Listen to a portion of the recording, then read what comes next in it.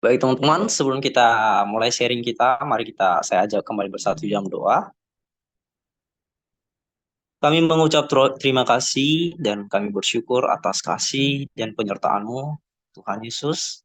Dan pada momen saat ini, kami telah diberi kesempatan Tuhan untuk sharing tentang kasih-Mu Tuhan. Spread the love, menebarkan kasih biarlah benar bahwa kami tidak hanya menjadi pendengar Tuhan, melainkan kami benar-benar menjadi pelaku-pelaku kasih itu karena Tuhan lebih awal mengasihi kami. Tuhan Yesus, kami berharap biarlah Tuhan lancarkan setiap jaringan kami, teman-teman kami di luar sana, bahkan yang mungkin yang belum hadir saat ini Tuhan, biarlah Tuhan juga gerakkan hati teman-teman kami yang lainnya, biar dapat join sehingga kami sama-sama diberkati dan kami sama-sama bertumbuh di dalam-Mu Bapa. Terima kasih Tuhan Yesus, urapi hamba-Mu, hamba minta kuasa karunia daripada Engkau sehingga setiap apa yang hamba sampaikan itu semua berasal daripada Engkau Tuhan. Di dalam nama Tuhan Yesus, kami siap sharing. Haleluya. Amin. Ya, salam semuanya. Shalom. Ya, salam Kak Maria, Kak Rifka, Kak Kartini, Bang Yonatan, Kak Pluvio. Aduh, ini agak ngeri ya, agak luar biasa ya namanya ya sama Bang Satya. Ya, terima kasih saya ucapkan kepada teman-teman udah percayakan saya kembali untuk sharing di komunitas kita ya. Ini yang kedua kalinya ya. Mungkin saya rasa mungkin semua udah pada kenal berarti ya nggak usah kenalan lagi dong. Kalau seandainya masih belum kenal, aduh itu kelebihan sih menurut saya ya. Oke, Salam Bang dan Koinonia, apa kabar sehat Bang Koinonia? Salam. puji Tuhan, Mbak. Baik, Bang Satya. Oh ya, Oke, selamat Natal tahun baru dan Happy Valentine's Day juga ya bro. Sorry ya, udah lama menunggu. siap, siap, siap, siap. Oke, dan langsung saja teman-teman, mengingat waktu, sebelumnya saya ucapin Happy Valentine's Day meskipun udah berlalu, namun saya percaya bahwa itu cuma harinya doang. Itu hanya peringatannya doang. Namun kalau soal bicara tentang kasih itu ya setiap saat ya, hari kebahagiaan itu setiap saat. Dan itu bukan budaya kita, karena budaya kita adalah kasih setiap saat gitu. Dan sama seperti tema yang saya tebar, yang saya sempat sampaikan kepada panitia kemarin bahwa saya akan membawakan tema spread the love atau menebarkan kasih. Kalau bicara tentang menebarkan kasih, saya rasa mungkin teman-teman udah sering kali lah ya, udah sering nih mendengar apa sih itu kasih. Bahkan mungkin dalam kekristenan kita mengenal ada 4 kasih tentunya. Dan ini pasti teman-teman udah tahu lah tentang 4 kasih itu. Ada kasih agape, ada kasih filio, ada kasih eros, dan ada kasih storge. Dan tentunya di beberapa kasih ini ada merujuk ke beberapa hal-hal yang mungkin ada perbedaan-perbedaan di dalamnya. Dan mungkin kalau saya jelaskan lagi apa itu kasih agape, ya tentunya teman-teman udah tahu sendiri dan itu akan habisin waktu saya. Jadi saya rasa kita akan lanjut tentang apa sih kalau kita bicara tentang menebarkan kasih. Sebelumnya saya angkat ayat Alkitab kita yang terambil dari kitab 1 Yohanes 4 ayatnya yang ke-7 sampai ayatnya yang ke-21. Dari ayat 7 sampai ayat 21 nih panjang banget sih teman-teman. Tapi saya nggak akan bacakan semua mengingat waktu kita, dan mungkin ini saya besar harapan saya biarlah teman-teman juga ini bisa membacakannya di tempat masing-masing dari ayat yang ke-7 sampai ayatnya yang ke-21. Namun saya akan hanya membacakan dari ayat 7 sampai ayatnya yang ke-11 saja. Baik, demikian firman Tuhan 1 Yohanes 4 ayatnya yang ke-7. Dengan di bawah perikop Allah adalah kasih. Saudara-saudaraku yang kekasih, marilah kita saling mengasihi. Sebab kasih itu berasal dari Allah, dan setiap orang yang mengasihi lahir dari Allah dan mengenal Allah. Barang siapa tidak mengasihi, ia tidak mengenal Allah, sebab Allah adalah kasih. Dalam hal inilah kasih Allah dinyatakan di tengah-tengah kita, yaitu bahwa Allah telah mengutus anaknya yang tunggal ke dalam dunia supaya kita hidup olehnya. Inilah kasih itu. Bukan kita yang telah mengasihi Allah, tetapi Allah yang telah mengasihi kita. Dan yang telah mengutus anaknya sebagai pendamaian bagi dosa-dosa kita. Ayat yang ke-11, saudara-saudaraku yang kekasih, jikalau Allah sedemikian mengasihi kita, maka haruslah kita juga saling mengasihi. Baik teman-teman, demikian pembacaan firman yang saya bacakan. Ayat berikutnya saya harap teman-teman bisa bacakan seterusnya. Dan menebarkan kasih, spread the love. Apa sih itu menebarkan kasih? Dan ya saya akan kasih beberapa poin. Jadi mungkin nanti kalau seandainya memang ada ruang sharing, ada ruang diskusi, ya kita mungkin bisa diskusi bareng nanti. Ini sama-sama saya juga belajar. Apa itu menebarkan kasih? Di ayatnya di sini kalau kita baca 1 Yohanes 4 ayat 7 sampai ayat yang ke-21, di sini udah bicara tentang kasih itu adalah Allah sendiri. Kemudian menebarkan itu apa sih? Itu adalah kalau kita baca di sini kalau bicara tentang menebarkan itu berarti adalah ada tindakan, ada aksi, itu adalah hal yang harus dilakukan dan subjeknya itu bukan siapa selain kita. Dan ini adalah kalimat perintah langsung. Jadi apa itu menebarkan kasih? Yaitu tugas untuk melakukan perintah Tuhan Yesus. Kalau kita bicara tentang menebarkan kasih, maka kita harus ingat dulu awalnya itu adalah kita menebarkan kasih itu karena itu adalah perintah. Itu adalah tugas untuk melakukan apa yang diperintahkan Tuhan Yesus. Di ayat yang ke-11 bilang, kalau Allah sedemikian mengasihi kita, maka kita haruslah ada keharusan. Tidak berarti ada kebimbangan lagi di dalamnya. Jadi kita memang harus, kalau kata harus berarti udah perintah lah ya. Nah, kemudian apalagi sih itu menebarkan kasih? Menebarkan kasih itu adalah perbuatan untuk melakukan kebaikan. Nggak ada tuh kasih, nggak ada tuh yang menebarkan kasih untuk kejahatan, nggak ada tuh. Jadi ya tentunya ya menebarkan kasih itu adalah adalah perbuatan untuk melakukan kebaikan. Kemudian menebarkan kasih itu juga bertujuan untuk apa? Untuk menyampaikan, untuk menyempurnakan karya kasih Tuhan dalam diri kita. Kalau kita lihat di ayat-ayat berikutnya bahwa di sini pun di ayatnya 18, di ayat 18 kata firman Tuhan begini, di dalam kasih tidak ada ketakutan, kasih yang sempurna melenyapkan ketakutan, sebab ketakutan mengandung hukuman dan barang siapa takut ia tidak sempurna di dalam kasih. Jadi menebarkan kasih itu adalah menebarkan kasih itu bertujuan untuk menyempurnakan karya Allah tadi.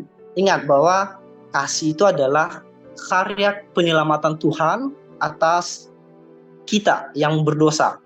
Dengan demikian kalau seandainya kita udah punya kasih itu, kita udah terima kasih daripada Tuhan Yesus itu, tentunya kita nggak akan ada ketakutan lagi. Makanya kita harus melakukan kasih itu. Jangan takut untuk berbuat baik, jangan takut untuk melakukan apa yang dikehendaki Tuhan, karena Tuhan udah kasih perintahnya bahwa kita nggak akan dikasih tinggal gitu. Dan mungkin itu tadi yang poin yang pertama, apa itu menebarkan kasih. Next, lanjut saja di kemudian mengapa orang Kristen itu harus hidup dalam kasih? Ya, itu yang saya bacakan tadi di ayat 18.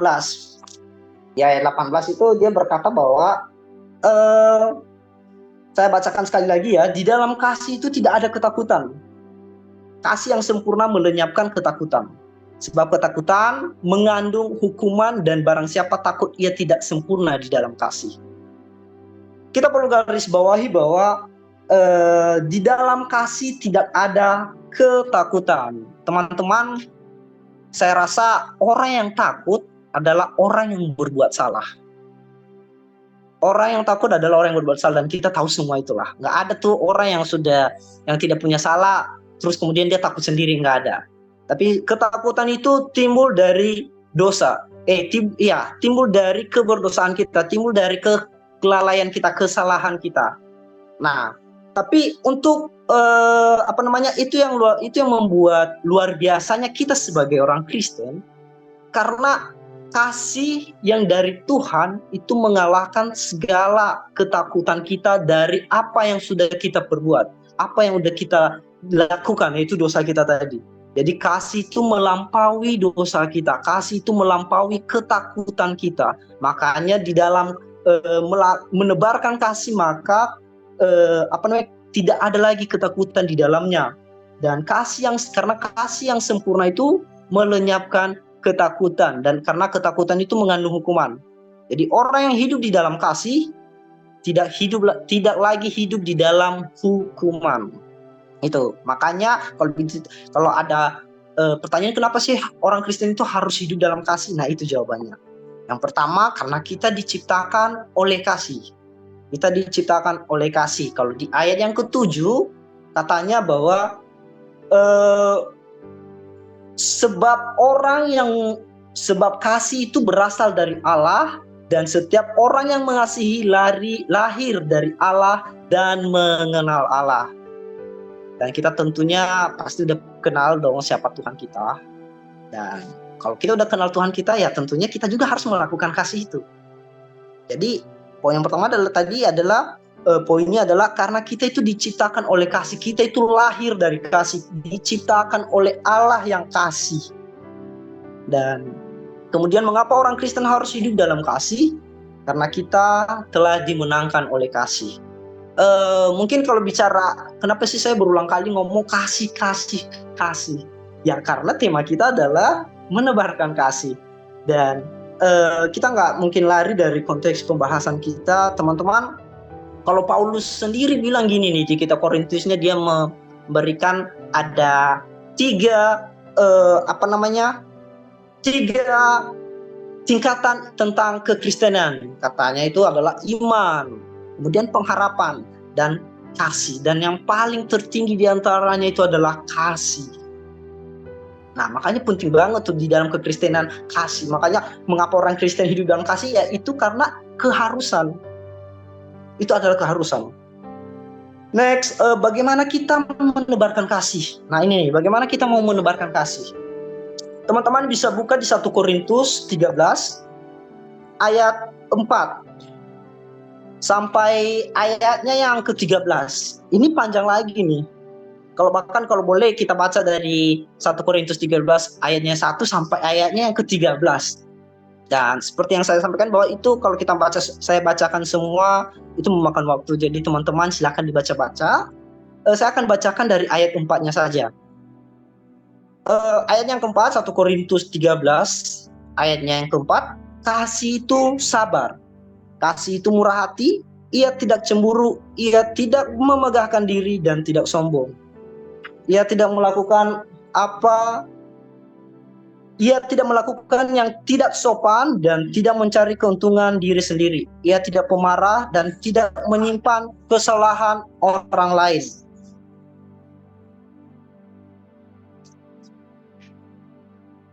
Dan itu tadi bagaimana kita menebarkan kasih. Di ayat berikutnya teman-teman boleh baca. Yang pertama adalah harus punya hati yang sabar. Hati yang sabar, teman-teman. Katanya itu kasih itu sabar. Kasih itu sabar berarti orang yang tidak memiliki kesabaran, ya orang berarti itu orangnya nggak sabaran. Di sini siapa yang mungkin sedikit-sedikit kesal, sedikit-sedikit ngambek, disenggol dikit, dikelakarin sedikit, langsung inilah ibaratnya sekarang mah zaman-zaman sekarang mungkin banyak yang bilang aduh kena mental, aduh ini saya diserang nih secara apa gitu kan, selalu mengait-ngaitkan mental, hati, pikiran gitu loh, kayak seolah-olah kita itu pengen selalu ingin dingertiin sama orang lain. Padahal kita lupa bahwa kita itu juga kadang nggak ngertiin orang lain, tapi dengan egonya kita ini selalu pengen biarlah orang lain yang ngertiin kita.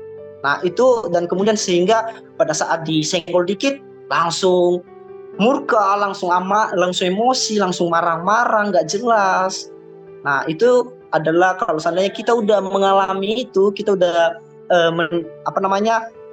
udah merasakan hal yang seperti gitu, maka kita udah keluar tuh dari zona kasih.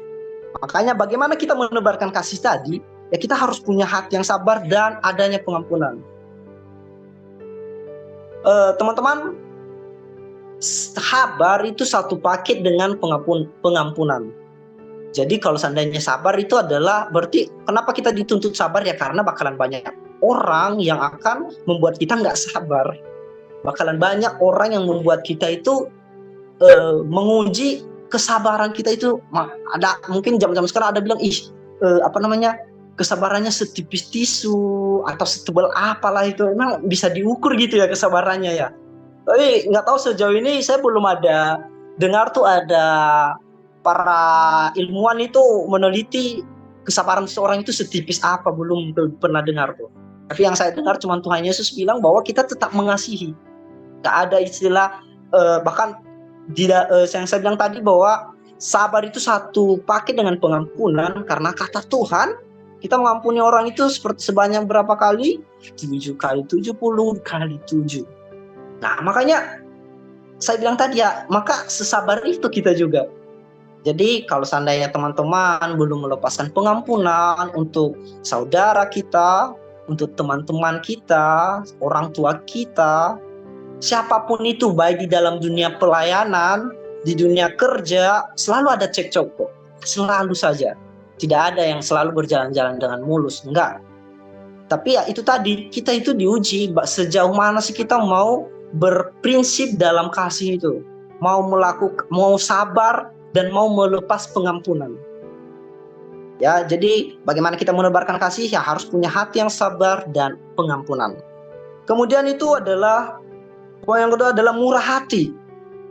Kalau murah hati itu teman-teman kalau teman-teman baca di Lukas 6 ayat 36, di situ bicara tentang murah hati juga. Teman-teman saya minta satu orang bisa minta bantu baca cuman satu ayat saja.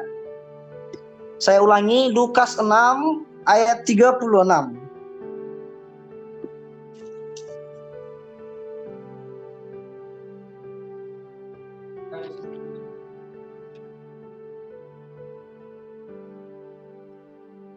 Ada yang bisa bantu? Ya, Karifkah?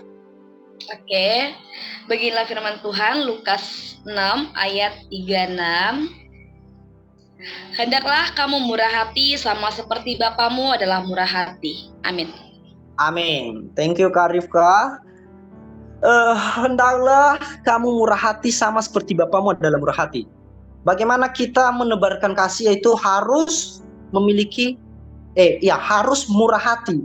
Murah hati kalau di dalam konteks ini murah hati itu kalau kita bicara tentang bahasa aslinya mungkin artinya ele, kemudian ele itu artinya mercy, yaitu belas kasihan. Nah, belas kasihan, murah hati itu artinya itu adalah suka memberi dan suka menolong. Ya, bahasa kemarin sempat saya pelajari soalnya bahwa ini murah hati ini sama artinya dengan belas kasihan dan yang artinya suka memberi dan suka menolong. Teman-teman, mungkin di Alkitab kita ada mengisahkan tentang seorang Samaria yang melakukan kasih. Ya, ini mungkin udah sering banget juga dibicarakan ya, sering banget kita dengarkan bahwa seorang Samaria, ada ahli Taurat, ada ahli Farisi melewati seorang yang sedang dirampas oleh banyak penyamun. Kemudian yang melakukan kasih itu hanyalah seorang Samaria. Yang ingin saya fokuskan di sini adalah perilakunya orang Samaria ini, teman-teman. Kita bisa belajar bahwa mau kita kenal, tidak kenal sekalipun, kita harus punya hati yang mau memberi dan menolong. Apa yang dilakukan oleh Samaria? Dia angkat tuh orang yang barusan dirampok, dia bawa ke rumah sakit. Tidak hanya berhenti di situ saja, tidak hanya pada saat itu dia hanya menolong, tidak, tapi dia memberi. Dia beri duit, bahkan katanya sama perawat di rumah sakit itu bilangnya kalau seandainya kurang saya akan datang kembali untuk melunasinya. Nah, biarlah sikap dari seorang Samaria ini kita miliki sebagai anak-anak muda Kristen, teman-teman. Ya, orang mau murah hati. Kita itu kalau kita mau menebarkan kasih, kita harus punya hati itu tadi. Kita harus murah hati, memiliki belas kasihan, suka memberi, suka menolong. Jangan suka pelit, teman-teman. Ada yang pelit di sini, tobat.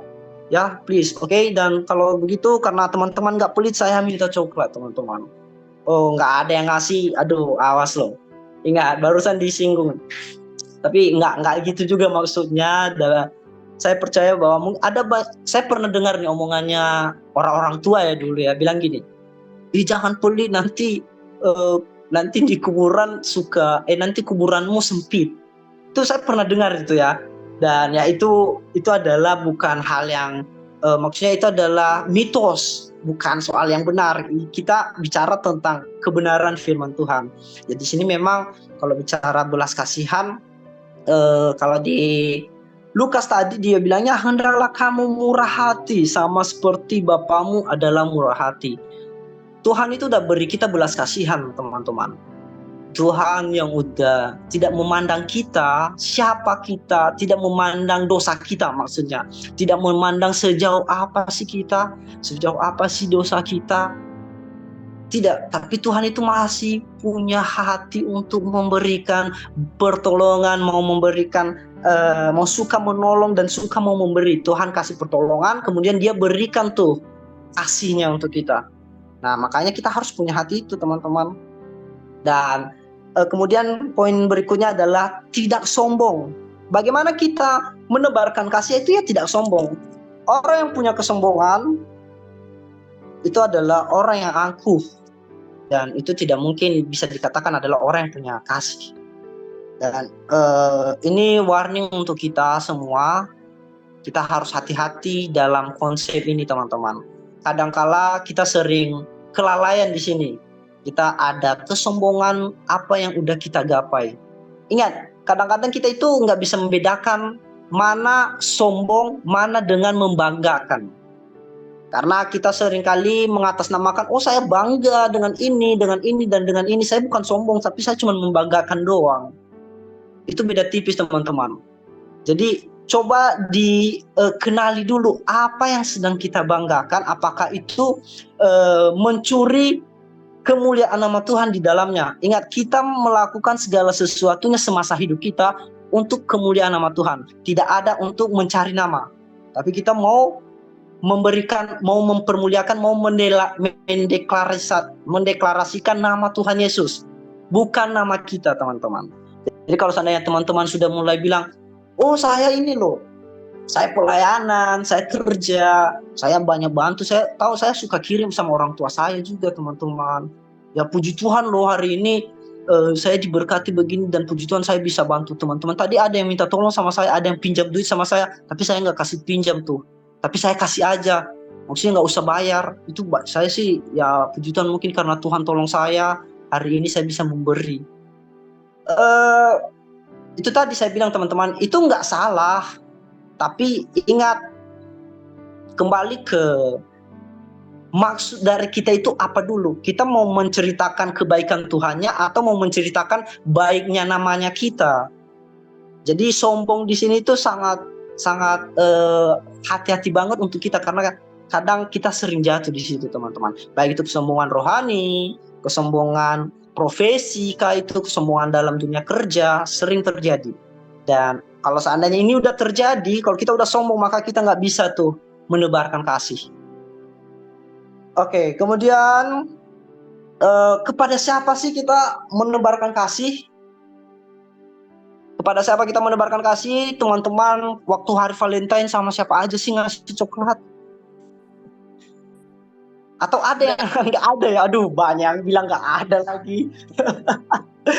Waduh, mudah-mudahan ini bukan tanda-tanda karena kita sedang sendiri ya, teman-teman ya.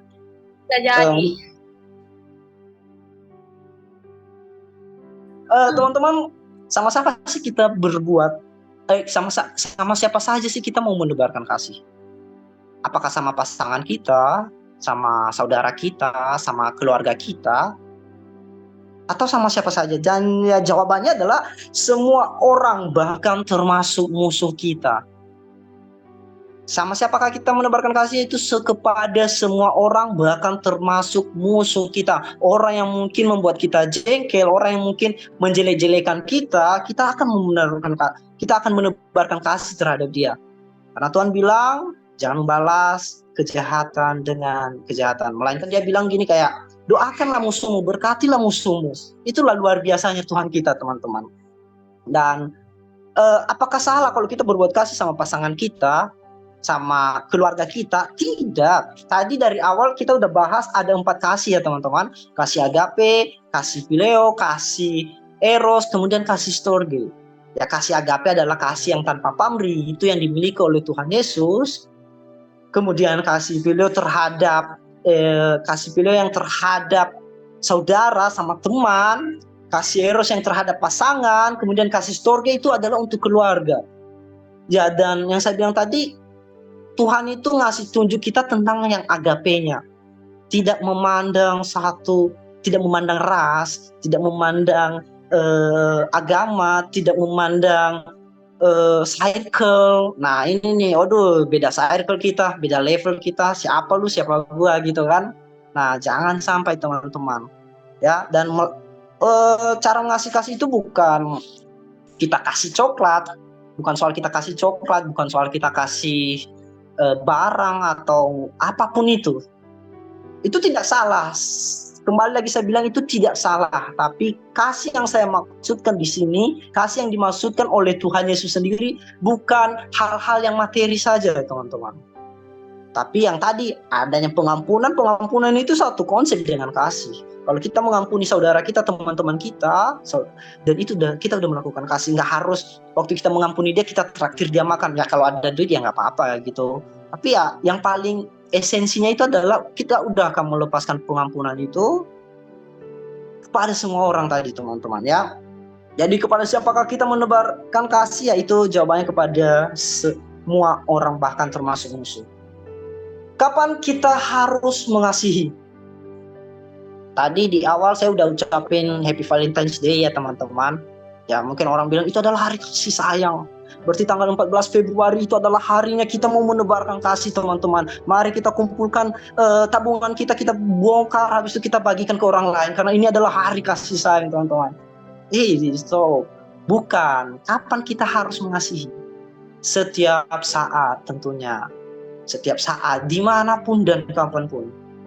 Karena Tuhan sendiri tidak hanya mengasihi kita waktu dia mati di kayu salib, kemudian habis itu waktu dia meninggal, habis itu kemudian bangkit balik ke surga, habis itu dia udah tinggalin kita. Enggak, dia udah masih ngasih, masih menganugerahkan, masih curahkan kuasa Roh Kudusnya untuk menyertai kita. Itu adalah bukti bahwa kasihnya itu enggak berkesudahan teman-teman. Makanya saya harap kita juga punya kasih yang tidak berkesudahan, unlimited teman-teman.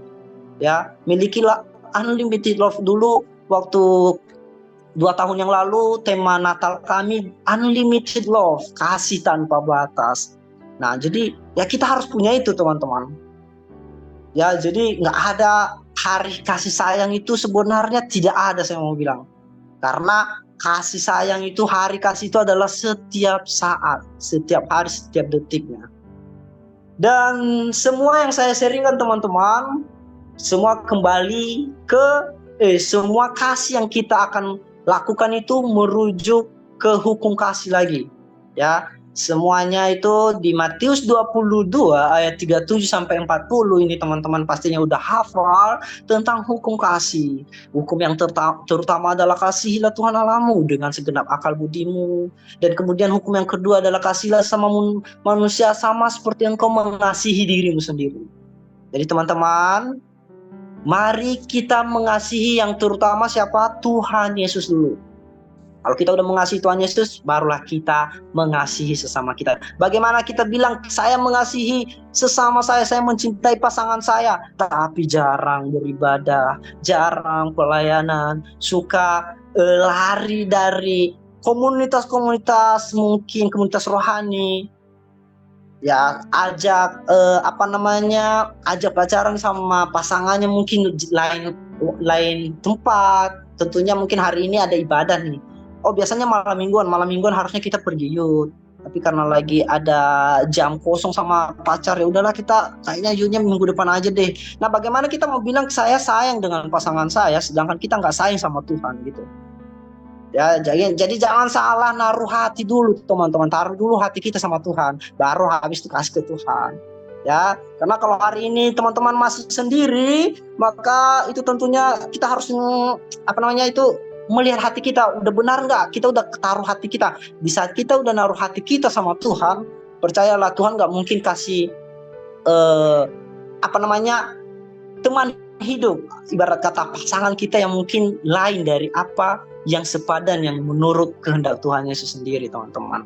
Jadi teman-teman, mungkin itu saja yang bisa saya sharingkan tentang spread the love atau menebarkan kasih. Biarlah kiranya teman-teman dipenuhi oleh kasih daripada Kristus, dan teman-teman juga dipenuhi hikmat untuk melakukan kasih itu. Demikian saja sharing dari saya. Terima kasih, Tuhan Yesus memberkati. Saya kembalikan kepada yang well. Langsung tutup doa dulu deh, baru kita sesi lanjut. Baik teman-teman, mari kita kembali bersatu dalam doa.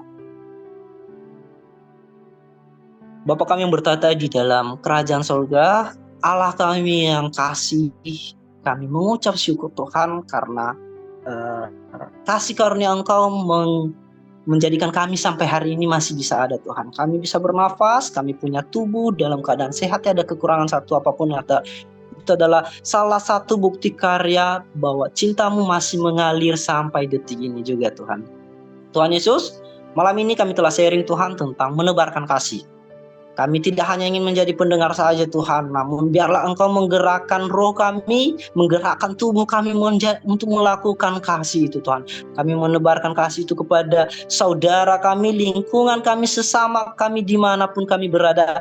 Kami dipenuhi untuk melakukan kasih, sehingga di dalam kehidupan kami untuk melakukan kasih, nama Tuhan dimuliakan di dalamnya. Tuhan Yesus, di saat kami mulai sombong, Tuhan, di saat kami mulai mencari nama baik kami, sadarkan kami, Tuhan. Biarlah hari-hari kami hanya kami lakukan untuk memperkenalkan nama-Mu, untuk meninggikan nama Engkau saja, Tuhan. Terima kasih Tuhan Yesus, berkati kami, kegiatan kami, ibadah kami berikutnya kami serahkan dalam lindungan kuasa Roh Kudus-Mu. Dalam nama Tuhan Yesus, haleluya, amin.